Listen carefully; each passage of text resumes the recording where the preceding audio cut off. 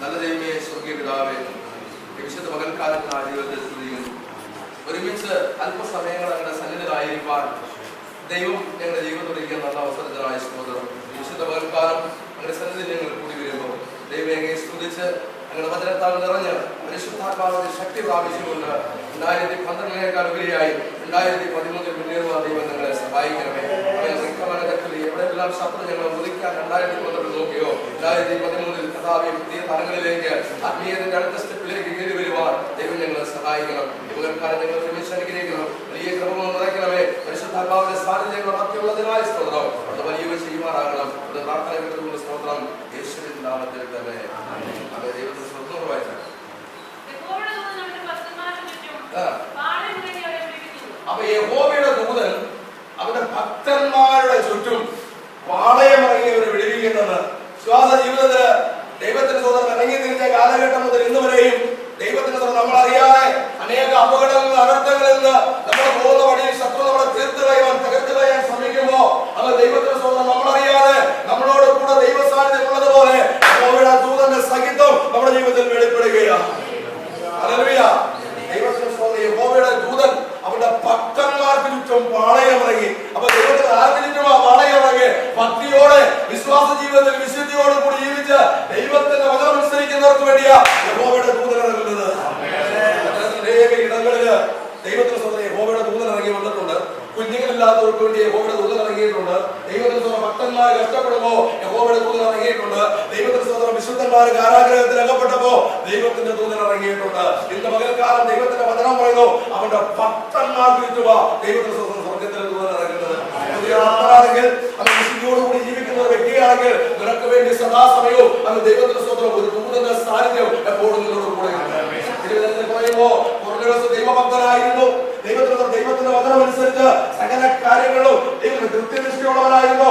ദാനധർമ്മങ്ങൾ പ്രശസ്തനായിരുന്നു. ദൈവത്തിന്റെ പ്രാർത്ഥനയും ആരാധനയും ദാനധർമ്മങ്ങളും സ്വർഗരാജ്യത്തിലെത്തിയപ്പോ അവർക്ക് സ്വർഗത്തിൽ ദൂതനായിരിക്കുന്നു. അതുപോലെ അവരുടെ ജീവിതത്തിൽ ഉണ്ടായിരുന്ന ഒരു കുറവ് ദൈവം തീർക്കാനിടയായിരുന്നു. എന്താ നിത്യജീവനെ കുറിച്ച് ഒരു വിഷൻ അയച്ചുകൊണ്ട് ദൈവവചനത്തിന്റെ ആളുകളിലേക്ക് അവരെ നടത്തി അവന്റെ ജീവിതത്തിലെ കുറവുകളെ തീർന്നുകൊണ്ട് അവൻ ദൈവത്തിന്റെ സ്വതന്ത്രനെ നിത്യജീവന്റെ പുസ്തകത്തിൽ പേരെഴുതുവാനിടയായിരുന്നു.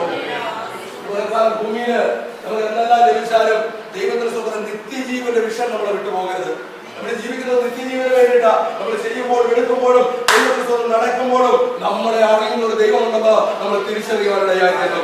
ദൈവത്തിന്റെ സ്വന്തം നീ ദൈവത്തെ മറ്റൊരു സ്ഥലത്ത് പോയാ അവൻ എന്നെ ആരും അറിയുന്നില്ല, എന്നെ കാണുന്ന ആരുമില്ല, എന്തും ചെയ്യാമെന്ന് വിചാരിച്ച് അവൻ ദൈവത്തിന്റെ സ്വതന്ത്രം അവൻ യോഗ്യമല്ലാത്ത മണ്ഡലങ്ങളിൽ പോകരുത്.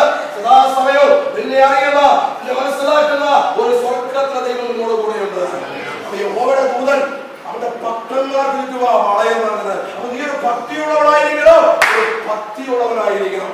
സ്വന്തം ദൈവത്തിന്റെ വചനമനുസരിച്ച് ദൈവത്തിന്റെ സകല കൽപ്പനകളെ സൂക്ഷിക്കുന്നിടത്തോളം കാലം ഒരു ഭക്തനും ലജ്ജിച്ചു പോകുകയില്ല. സങ്കീർത്തനം പറയുന്നു, പറയുന്ന ഭാഗം മാത്രം എടുത്താൽ മതി. 119 സങ്കീർത്തനം പറയുന്നു, നിന്റെ സകല കൽപ്പനകളും സൂക്ഷിക്കുന്നിടത്തോളം കാലം ഞാൻ ലജ്ജിച്ചു പോവുകയില്ല. അപ്പൊ ദൈവത്തിന്റെ വചനം സൂക്ഷിക്കുന്ന കാലത്തോളം ദൈവത്തിന്റെ വചനം അനുസരിച്ച് ആ പ്രാധാന്യങ്ങൾ യാത്ര ചെയ്യുന്നുവെങ്കിൽ ഒരിക്കലും ലജ്ജിക്കാൻ ദൈവം അനുവദിക്കില്ല. ദൈവത്തിന്റെ സ്വന്തം ലജ്ജാകരമായ ഏതെങ്കിലും ഒരു പ്രവൃത്തി ശത്രുവിന്റെ ജീവിതത്തിൽ കൊണ്ടുവരുന്നെങ്കിൽ ശത്രുവിനെ തീയയക്കാൻ ഇന്ന് മുതൽക്കാലം അവൻ ശക്തനാണ്. ദൈവത്തിന്റെ സ്വന്തം ദാവീദിനെ ഒരിക്കലും ശിമേയി ശപിച്ചു. ചത്ത നായ എന്ന് ദൈവത്തിന്റെ സ്വന്തം ദാവീദിനെ വിളിക്കാനിടയായി തീർന്നു. ദാവീദ് പറഞ്ഞ അവൻ വിളിച്ചോടാ. ദൈവത്തിന്റെ ദാവീദിന്റെ വൃത്തിന്മാർ ചോദിച്ചു, അവനെ ഇറങ്ങി യജമാനനെ അവനെ ഞെട്ടി തീർക്കട്ടെ എന്ന് ചോദിച്ചു. ദാവീദ് പറഞ്ഞു വേണ്ട, അവരുടെ യഹോവ കൽപ്പിച്ചിരിക്കുന്നത് കൊണ്ട് ദൈവത്തിന് ദാവീദിനെ ദൈവത്തിന് ചില പണികൾ ഇനിയും ദൈവത്തിന് ചെയ്യാറുണ്ട്. ദാവീദിനെയും ശക്തമായ ദൈവത്തിൽ ഉപയോഗിക്കാറുണ്ട്. ദൈവകരങ്ങൾ പ്രയോജനം ചെയ്യാറുള്ളതുകൊണ്ട് ചില ഉന്നതങ്ങളും അപമാനങ്ങളും നമ്മുടെ ജീവിതത്തിൽ കടന്നു വരുന്നത്. കടന്നു വരുമ്പോ നമ്മൾ വിചാരിക്കുക യഹോവേ നീ എന്നെ കൈയൊഴിഞ്ഞോ, ഇത് കടന്നു വരുമ്പോൾ നീ ചിന്തിക്കോ യഹോവേ നീ എന്നെ കൈവിട്ടോ. ലോകത്തെ കൈവിട്ടതല്ല, നിന്നെ ഒന്ന് പണിത് വെക്കുക സ്വർഗ്ഗത്തെ ദൈവം. പദ്ധതികളും നാളുകളും അതിലേക്ക് നിന്നെ ഒന്ന് പണിതെടുത്ത് ശക്തമായി കരങ്ങളിൽ ഓടിക്കുവാനാ ചില പരീക്ഷകൾ എന്റെ ജീവിതത്തിൽ അയക്കുന്നത്. ആ വചനം പറയുന്ന പരീക്ഷ സഹിക്കുന്ന മനുഷ്യൻ ഭാഗ്യവാൻ.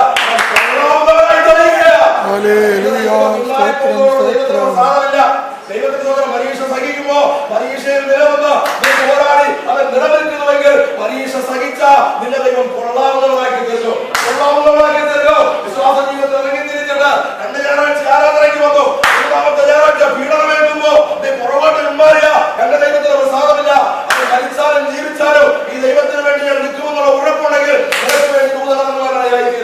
ഹല്ലേലൂയ. ശത്രുക്കളും മേശയ്ക്കും അഭേദ്രഹോമം ദൈവത്തിന്റെ സ്തോത്രം അവരെ തിരിക്കാത്തിട്ടു. അവര് പറഞ്ഞു, വിടിവിച്ചാലും വിടിവിച്ചില്ലെങ്കിലും ഈ ദൈവത്തെ വിട്ട് പിന്മാറില്ല. കാരണം ദൈവമില്ല ലോകത്തിന്. സ്തോത്രം. മറ്റുള്ള എല്ലാ ദൈവങ്ങളെയും നമ്മൾ തേടി അങ്ങോട്ട് ചെല്ലുക, പക്ഷെ ഈ ദൈവം നമ്മളെ തേടി ഇങ്ങോട്ട് വരിക. സ്തോത്രം. നീ പിന്തിരിഞ്ഞ് പിന്മാറ്റത്തിൽ പോയാലും അവിടെയും ദൈവത്തിന്റെ കറ നിന്റെ അടുക്കൽ വരിക. എന്തിനാ? എന്റെ കുഞ്ഞ് തകർന്നു പോകാതിരിക്കാൻ വേണ്ടി ആ ദൈവസ്നേഹം നിന്റെ അടുക്കൽ വന്ന് നിങ്ങൾ തേടി പിടിക്കുക എന്ന് പറയുന്ന കാലം ആ ഒരു നല്ല ദൈവത്തെ നാം ആരാധിക്കുന്നത്. ദൈവത്തിന്റെ വചനം പറയുന്നു, യഹോവയുടെ ദൂതൻ അവന്റെ ഭക്തന്മാർക്ക് ചുറ്റും വാളയമിറങ്ങി അവനെ വിടിവിക്കുമെന്ന്. രണ്ട്, അവങ്കലേക്ക് നോക്കി അവർ പ്രകാശിതരായി. ഈ ദൈവത്തെ ആരാധിക്കാൻ വന്നിട്ട്, ഈ ദൈവത്തെ സ്തുതിക്കാൻ വന്നിട്ട്, ഈ ദൈവനാമം ഇറങ്ങി തിരിച്ചിട്ട് രക്ഷിക്കപ്പെട്ട ഓരോന്നും ഇതുവരെയും ചരിത്രത്തിൽ നിന്നാണ് ദൈവനാമം പറയുന്നത്. ഈ ദൈവത്തെ ആരാധിക്കാൻ ഇറങ്ങി തിരിച്ചിട്ട് ദൈവത്തിന് ലക്ഷിക്കപ്പെട്ട ആരുമില്ല. ഈ വചനങ്ങളുടെ നിലകളിൽ നീ സൂക്ഷിച്ച അവന്റെ സഹിത്വത്തിൽ നീ നിലനിന്നാൽ ഒരിക്കലും നീ രക്ഷിക്കേണ്ടി വരില്ല. രക്ഷിക്കേണ്ട ഏതെങ്കിലും കാണുന്ന ജീവിതത്തിൽ വന്ന അതിന്റെ സ്വർഗത്തിന്റെ ദൈവന്മാരുടെ ആയിത്തീരും. യേശു പറഞ്ഞിട്ട് വഴിക്ക് കടന്നുപോയി കഴിഞ്ഞാൽ നിശ്ചയമായും പ്രതികൂലം ഉണ്ടാവും. യേശു ദൈവത്തിന്റെ ശിഷ്യന്മാരോട് പറഞ്ഞു, അവൻ മദ്യപാൻ യേശു മലയിൽ കയറി പോയപ്പോ നിങ്ങൾ അക്കരയ്ക്ക് പോകാൻ ശിഷ്യന്മാരെ യേശു ദൈവത്തിന്റെ ദൈവശബ്ദം ഇറങ്ങിത്തിരില്ല. യേശുവാ പറഞ്ഞ പൊക്കോളാൻ അവൻ ദൈവത്തിന്റെ പടല് കുറച്ചുകൂടെ ചെന്ന് കഴിഞ്ഞപ്പോ വല്ലാത്ത പ്രതികൂലമടിക്കുവാനാണ് ആയിത്തീർന്നു. അവൻ പ്രതികൂലമടിച്ച് ദൈവത്തിന്റെ കാറ്റുകളാലും മോളങ്ങളാലും ആ പടല് തകർന്ന് ദൈവത്തിന്റെ ശിഷ്യന്മാർ കടലിൽ തകരുമെന്ന് ബോധ്യപ്പെട്ടപ്പോ ദൈവത്തിന്റെ രാത്രി നാരായണത്തിൽ അവൻ ദൈവത്തിന്റെ കടലിന്മേൽ നടന്നവരുടെ ചെരുവാനിടയായിത്തീർന്നു. ഇന്ന് പകർക്കാർ ഒരു കാര്യം മനസ്സിലാക്കുക, യേശു പറഞ്ഞിട്ട് അത് ഇറങ്ങി തിരിച്ചെങ്കിലും പ്രതികൂലം നിന്റെ ജീവിതത്തിൽ കടന്നു വരും. അവിടെ പ്രതികൂലങ്ങളിൽ നീ തകരുവാൻ ദൈവം അനുവദിക്കില്ല. ഉദരയച്ച് ഇറങ്ങി വന്ന് നിന്നെ കരത്തിൽ പിടിച്ചു ഉയർത്തുവാനിടയായിത്തീരും. ഹല്ലേലൂയ. പ്രതികൂലങ്ങളുടെ മധ്യേ നിലനിൽക്കണമെങ്കിൽ ദൈവത്തിന്റെ പ്രാർത്ഥനാ ജീവിതം വളരെ അത്യന്താപേക്ഷിതമാണ്. ദൈവത്തിന്റെ സ്തോത്രം. ഈ നാളുകളിൽ ദൈവത്തിന് പ്രാർത്ഥിക്കുന്ന ഒരു മക്കളെ പിശാചിനെ പേടിയാണ്. പ്രാർത്ഥിക്കാത്തവരെ ദൈവത്തിന് പിശാചിനെ പേടിയില്ല. ദൈവത്തിന്റെ സ്തോത്രം. വചനം ശുശ്രൂഷിക്കുന്നതിനേക്കാൾ ഉപരിയായി, ഏത് ശുശ്രൂഷ ചെയ്യുന്നതിനേക്കാൾ ഉപരിയായി പ്രാർത്ഥിക്കുന്ന ഒരു മക്കളെ പിശാചിനെ പേടിയില്ല. ദൈവത്തിന്റെ പ്രാർത്ഥിക്കാൻ മുടങ്ങാതെ മടക്കുമ്പോ നിക്കമനകത്തുരാതം പ്രവൃത്തി നമുക്ക് ഇതുവരെയും സാധിക്കില്ല എന്ന് വിചാരിച്ച സ്ഥാനത്ത്, ഇനിയും അസാധ്യമെന്ന് ചക്ര വെല്ലുവിളിക്കുന്ന സ്ഥാനത്ത് നിങ്ങൾക്ക് വേണ്ടി സ്വർഗത്തിൽ ദൈവന്മാരുടെ ആയിത്തീരുന്നു.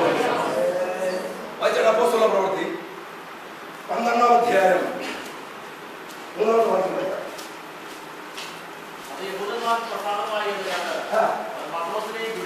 ദൈവത്തിന്റെ സ്വതന്ത്രിലെ 1 മുതലുള്ള വാക്യങ്ങൾ വരുമ്പോ ദൈവം വാക്യങ്ങൾ ആ കാലത്ത് ഹേരോദ രാജാവ് സഭയിലെ പീഡിപ്പിക്കുന്നതിന് വേണ്ടി എഴുന്നേറ്റുന്ന വിശ്വാസ ജീവിതത്തിൽ വിശുദ്ധിയോടുകൂടി നിൽക്കുന്നവരെ ദൈവകരങ്ങൾ ഉപയോഗിക്കപ്പെടുന്നവര് എന്നും പീഡയുണ്ടെന്നാണ് തിരുവചനത്തിൽ പറയുന്നത്. വിശ്വാസ ജീവിതത്തിൽ ഭക്തരായി, ഒരു വിശുദ്ധരായി, ഒരു വിശ്വസ്തതയുള്ളവരായി, പ്രാർത്ഥനാക്കാരിയായി, പ്രാർത്ഥനാക്കാരനായി ദൈവമാകെ നടക്കുമ്പോ നിനക്ക് എന്നും പീഡയുണ്ട്. ഇപ്പോ നീ പീഡ സഹിച്ചെങ്കിലും നിന്നെ പീഡിപ്പിക്കുന്നവർ നരകത്തിലോ ഇവിടെ അനുഭവിക്കുന്ന നീ നിത്യവാസത്താണെന്ന് പോകാനിടയായിത്തീരും. ഇന്ന് പീഡിപ്പിക്കുന്നവരും ദൈവത്തിന്റെ സ്വതന്ത്രം അടിമറന്ന് നടക്കുന്നവരും ദൈവത്തിന്റെ സ്വതന്ത്രം നിന്നാ മാത്രം നടക്കുന്നവരും ദൈവത്തിന്റെ കാര്യം മനസ്സിലാക്കുക. ഇന്ന് പീഡിപ്പിക്കുന്നവൻ നിന്നെ പീഡിപ്പിക്കുന്നവൻ സന്തോഷിക്കുക, അവരോടുകൂടെ പിതാവിൽ നിന്നൊഴിയും. ഈ രണ്ട് കൂട്ടരും നരകത്തിലേക്ക് തിരുവചനം വിളിച്ചു പറയുന്നത്. ഇന്ന് പീഡ സഹിക്കുമ്പോ, ഇന്ന് നിന്ന് സഹിക്കുമ്പോ, ഒറ്റപ്പെടുമ്പോ, അവൻ വേദന അനുഭവിക്കുമ്പോ, അവൻ വേദനയില്ലാത്തൊരു രാജ്യത്തിലേക്ക് ഇന്ന് മുതൽക്കാണ് നമ്മൾ വിളിച്ചു വേർതിരിച്ചിരിക്കുന്നത്. വേദനയില്ലാത്തൊരു രാജ്യമാണ്. അവിടെ ദുഃഖമില്ല, കഷ്ടമില്ല, അവൻ ഗുണം തരില്ല, അവൻ കുരുടനില്ല, ചെയ്യടനില്ല. ദൈവത്തിന്റെ സ്വതന്ത്രം പൂർണ്ണ മനുഷ്യനായി അവൻ നിത്യസന്തോഷം അനുഭവിക്കുവാനാ സ്വർഗ്ഗത്തിൽ ദൈവം നമ്മെ വിളിച്ചിരിക്കുന്നത്. സ്വർഗരാജ്യത്തില് ഇത്തം കൂടിയുണ്ടോ? ഉണ്ടോ? സ്വർഗരാജ്യത്തിൽ ഭക്ഷണമുണ്ടോ? ഇല്ലേ? സ്വർഗരാജ്യ പ്രശ്നമില്ലേ? അതിലൂടെ 22-ാം അധ്യായം 30-ാമത്തെ വാക്യം വായിക്കാം. സ്വർഗരാജ്യത്തിൽ ഭക്ഷണം നമുക്ക് തെളിയിക്കാം.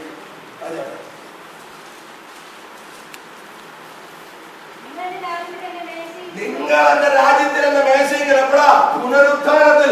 യേശു തന്റെ ശിഷ്യന്മാരോട് പറയുക, നിങ്ങൾ ഈ കഷ്ടവും വേദനയെല്ലാം സഹിച്ച് ദൈവത്തിന്റെ ലോകത്തിൽ നിന്ന് വിളയിച്ച് കഷ്ടം സഹിച്ച് വേദന സഹിച്ച് എടുക്കപ്പെട്ട് കഴിയുമ്പോ എന്റെ രാജ്യത്തിൽ മഹത്വത്തിൽ വരുമ്പോ എന്റെ മേശയിൽ നിന്ന് തിന്നുകയും കുടിക്കുകയും ഇസ്രായേൽ ഗോത്രം 12-നെയും ന്യായം വിധിക്കുകയും ചെയ്യുന്നു. ദൈവരാജ്യത്തിലുള്ളത് ഭക്ഷണമുണ്ട്, വാരിയുണ്ട്. ദൈവരാജ്യത്തിലെ ഭക്ഷണം എന്താ? ജീവവൃക്ഷത്തിന്റെ ഫലമാണ്. ഒരു കാലത്ത് ജീവവൃക്ഷത്തിന്റെ ഫലം തിന്നാൻ കഴിയാതെ ഏദൻ തോട്ടത്തിൽ ഇറക്കി വിട്ടപ്പെട്ട അവൻ ദൈവത്തിന് നമ്മുടെ പിതാക്കന്മാരെ തലമുറ ഇങ്ങനെ പോവുക. ജീവവൃക്ഷത്തിന്റെ ഫലം എന്നും തിന്നുവാൻ പരിശുദ്ധാത്മാവാകുന്ന നദിയെ അവൻ അനുഭവിച്ചുകൊണ്ട് അവൻ ദൈവത്തിന് സ്വന്തം എന്നും നിത്യമായി അവരോടുകൂടെ വാഴുവാനാ നമ്മൾ വിളിച്ചു വേർതിരിക്കുന്നത്. സ്വർഗരാജ്യത്തിൽ എന്തുണ്ട്? തീറ്റയും കുടിയുമുണ്ട്. ദൈവത്തിന് സ്വർഗരാജ്യത്തില് ജീവന്റെ വൃക്ഷത്തിന്റെ ഫലമാണ് നമ്മൾ തിന്നുന്നത്. അപ്പൊ ദൈവം ഇപ്പോൾ നമ്മൾ കഴിക്കുന്ന ഭക്ഷണം രാവിലെ കഴിച്ചാൽ വൈകിട്ട് ദൈവത്തിന് ഉച്ചയ്ക്ക് വിശക്കും, ഉച്ചയ്ക്ക് കഴിച്ചാൽ വൈകിട്ട് വിശക്കും. പക്ഷെ ജീവവൃക്ഷത്തിന്റെ ഫലം കഴിച്ചാൽ അവിടെ വിശപ്പില്ല, ദാഹമില്ല. ദൈവത്തിന് അവിടെ യാതൊരു ഗുണമുള്ളവരല്ല. പൂർണ്ണാത്മത്തോടെ അവർ നിത്യതയിൽ ദൈവത്തെ ആരാധിക്കുകയാണ്. ഭൂമിയില് നമുക്ക് താമനെ ആരാധിക്കാൻ കടന്നു വരുമ്പോ നമ്മുടെ സകല ആവശ്യങ്ങളും ദൈവം മതിയായവരാണ്. നമ്മൾ ഈ വിഷയത്തിന് ഭാരപ്പെടുമ്പോ മുഴങ്കാലുകളൊക്കെ പ്രാർത്ഥിക്കുമ്പോ നിനക്ക് വേണ്ടി ദൈവം ഇറങ്ങുവാനിടയായിരുന്നു. നിനക്ക് വേണ്ടി ദൈവം ഇറങ്ങണമെങ്കിൽ നീ ആദ്യം ഗുണപ്പെടുവാനിടയായി തീരണം. ഹല്ലേലൂയ. ദൈവം നിന്റെ ജീവിതത്തിലേക്ക് നോക്കുമ്പോ ദൈവഹിതമില്ലാത്ത വഴികളിൽ നിന്ന് നീ യാത്ര ചെയ്യരുത്.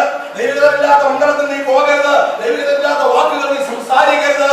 ദൈവത്തിന്റെ നാവ് ദൈവത്തെ സ്തുതിപ്പാനിടയായി തീരണം. ഹല്ലേലൂയ.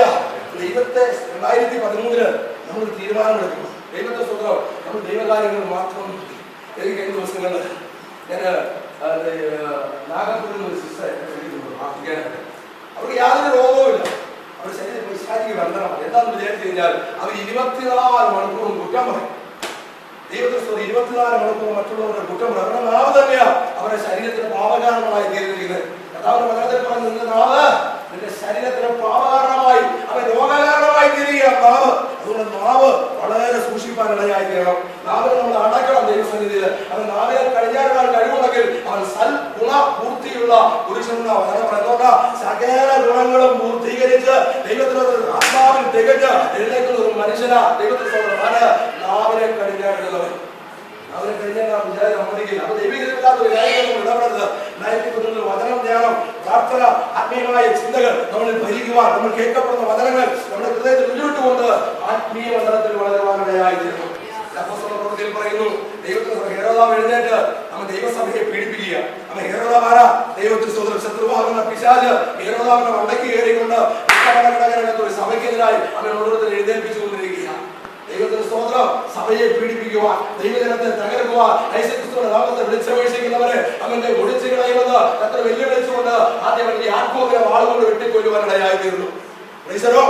യാക്കോബിനെ ഒരു വാളുകൊണ്ട് വെട്ടിക്കൊന്നു. യാക്കോബിനെ അവൻ ദൈവഭക്തനാവുന്ന, അവൻ കർത്താവിന്റെ ശിഷ്യനാവുന്ന യാക്കോബിനെ ഒരു വാളുകൊണ്ട് വെട്ടിക്കൊന്നു. ഇത് ജനത്തിന് പ്രസാദമായി. ദൈവഭക്തന്മാരെ കൊല്ലുന്നത്, ദൈവഭക്തന്മാരെ പീഡിപ്പിക്കുന്നത് കുറച്ചുള്ള ജാതിക്കാർക്ക് വലിയ ഇഷ്ടമാണ്. ദൈവത്തിന് സ്തോത്രം.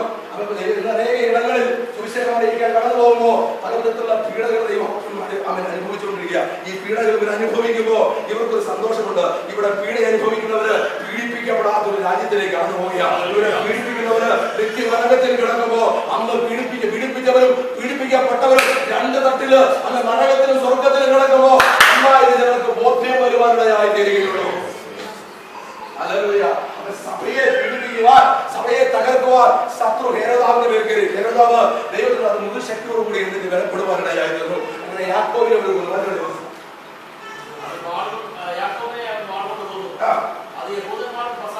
യഹൂദന്മാർക്ക് പ്രസാദമായത് ദൈവത്തിന്റെ സ്തോത്രം.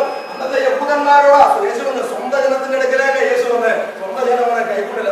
സ്വന്തം ജനം കൈവിട്ടാലും ബന്ധുക്കളോ മാറിയാലും, സ്വന്തം ജനം കൈവിട്ടാലും ബന്ധുക്കളോ മാറിയാലും യേശു എന്നെ കൈവിടില്ല, എൻ ക്ലേശങ്ങളിൽ താങ്ങിടും താൻ.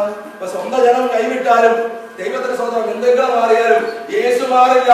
യേശുവിന്റെ സഹിത്വം ഭക്തനോടുകൂടെ എപ്പോഴും ഉണ്ട്. നീ നടക്കുന്ന വഴികളിൽ, നീ യാത്ര ചെയ്യുമ്പോ, നീ ഉറങ്ങുമ്പോൾ, നീ ഏതെല്ലാം മണ്ഡലത്തിൽ യാത്ര ചെയ്യുന്നോ അവിടെയെല്ലാം സ്വർഗത്തിൽ ദൈവത്തിന്റെ സാന്നിധ്യം കൂടുതൽ തകർത്ത് കളയുക, നിന്നെ ഒളിച്ചു കളയുക, നിന്റെ വാഹനപ്പെടുത്തുക, ശത്രു പ്രാർത്ഥനകളും തന്ത്രങ്ങളും പറഞ്ഞ് ദൂതന്മാരെ, ശത്രുവിന്റെ ദൂതന്മാരെ വഴിയിൽ കടന്നു വരുമ്പോ ദൂതൻ കടന്നുപോയി ശത്രുവിന്റെ ദൂതനെ വെട്ടിക്കൊണ്ട് അവൻ ദൈവത്തിന് സ്വന്തം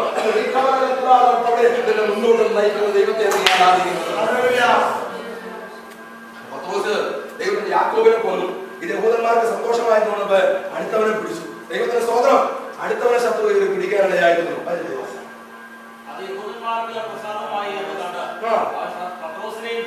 യഹൂദന്മാർക്ക് പ്രസാദമായത് കണ്ടപ്പോ ചാടി പത്രോസിനെ പിടിച്ചു. ദൈവത്തിന് ക്രിസ്ത്യാനികളെ ഉപദ്രവിക്കുന്നു. ഒരുത്തരെ ഉപദ്രവിച്ച് സന്തോഷം കൊണ്ട് കണ്ടപ്പോ അടുത്തവനെ പുറകെ ദൈവത്തിന് കടന്നു പോവാം. ഇവരെ പിടിച്ചു കഴിഞ്ഞാൽ ദൈവത്തിന്റെ സ്വന്തം ഇച്ചിങ്ങനെ യഹൂദ യഹൂദന്മാർക്ക് സന്തോഷമാവും. യഹൂദന്മാരെ സന്തോഷിപ്പിക്കുക, യഹൂദന്മാരെ പ്രസാദിപ്പിക്കുക.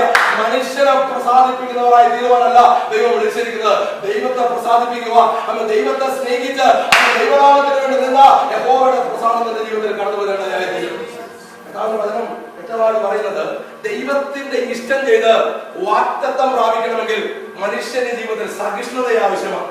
പ്രാർത്ഥിച്ചിട്ട് 2 ദിവസം